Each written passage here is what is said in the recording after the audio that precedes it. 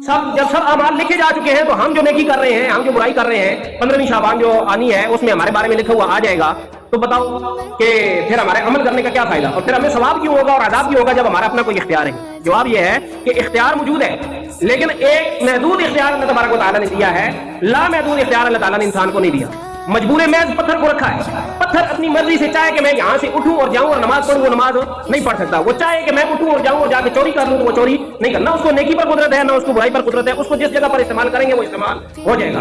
अगर पत्थर को उठाया, इंसान ने उठा के किसी बेगुनाह को मार दिया और वो कत्ल हो गया, तो आप पत्थर का कोई कसूर नहीं है, ये इंसान का कसूर है। उसी पत्थर को उठाया इंसान ने और किसी कातिल को मारा और उसको कत्ल से रोक दिया, तो इस सूरत में इस इंसान का जो है वो खूबी है, पत्थर की ये कोई खूबी नहीं है। पत्थर को चाहे तो इंसान इस्तेंजे में इस्तेमाल कर ले और चाहे तो इंसान मस्जिद बनाने में इस्तेमाल कर ले। पत्थर एक मजबूर माज है, इंसान ऐसा नहीं। हज़रत अली रज़ी अल्लाह तआला अन्हु के पास एक आदमी आया यही मसला पूछने के लिए कि आप बताएं मुझे तकदीर क्या है। तकदीर जब ये सारे अमाल लिखे जा चुके हैं तो फिर मुझे गुनाह किस बात का।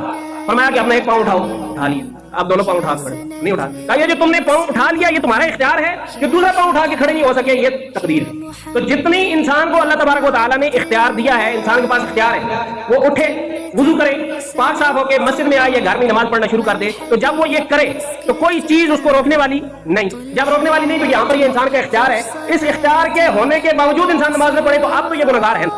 इसी तरह उसको ये इख्तियार हासिल था कि वो हलाल रोजी कमाता, मेहनत मजदूरी करता या किसी भी तरीके से हलाल तरीके से कमा के खाता, लेकिन उसने इस इख्तियार को इस्तेमाल करते हुए, मिसाल अब एक आदमी है वो जाता है मेहनत करता है, उन लोगों को चीजें ढूंढ के देता है, तो किसी की सामान जो है किसी बंद पड़ी हुई हवेली में गिर गया है, उसने इसको मुआवजा अदा किया है कि सामान मेरा है, हवेली का दरवाजा नहीं खुल रहा, आप किसी तरीके से उठाकर मुझे ला दो। वो जाता है, कौन फेंकता है, नकब लगाता है, ताले तोड़ता है, जो मर्जी करता है, जाकर वो उसको लाकर दे देता है, तो अब ये मुआवजा उसका लेना हलाल हो गया।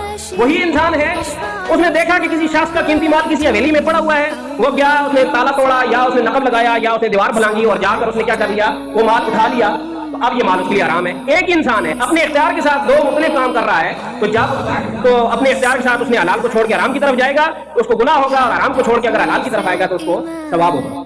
हज़रत अली रज़ी अल्लाह तआला अन्हु के बारे में ये एक वाक़या है, सनद कोई बहुत मजबूत नहीं है लेकिन इबरत के लिए, फजाइल के लिए सुना जा सकता है। एक आदमी को हज़रत अली रज़ी अल्लाह तआला ने अपनी ज़रा अमानतन दी कि तुम ये जरा पकड़ो, मैं बाजार से होके आ रहा हूँ, तुम जो है ना इसकी हिफाजत करो, मैं वापस आता हूँ फिर तुमसे ले ले। वापस आए तो वो बंदा मिला नहीं, या ज़रा के बारे में वाक़या या घोड़े के बारे में, वो बंदा मिला नहीं। देखा तो बाजार में जहाँ पर चीजें बिकती हैं वहां पर वो चीज ज़रा या घोड़ा जो भी है वो मौजूद है। तो आप गए वहां से कीमत पूरी, कहा कि अभी अभी एक आदमी इसे सुलिये का जिसने पकड़ाया था, समझ गए कि वो ये इसे सुलिये का वो बेच के क्या कहा, कितने का, 3 दिरहम का।